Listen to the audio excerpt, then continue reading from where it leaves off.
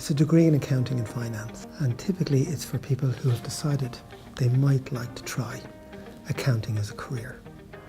So we like to think our course is a fast track to people who want to do accounting or feel they might want to do accounting to come to us. The degree gives considerable exemptions from the professional bodies.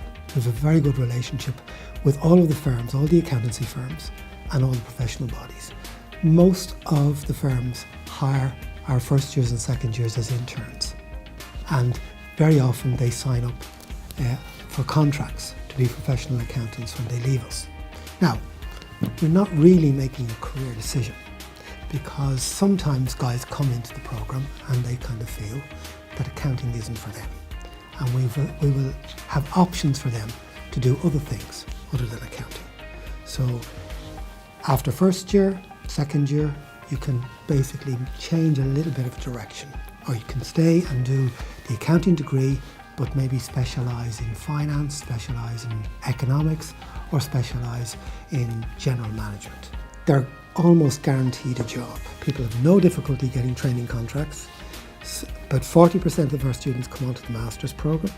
They have a shorter training period, and very often they can move abroad very easily, which makes it very appealing for young people these days.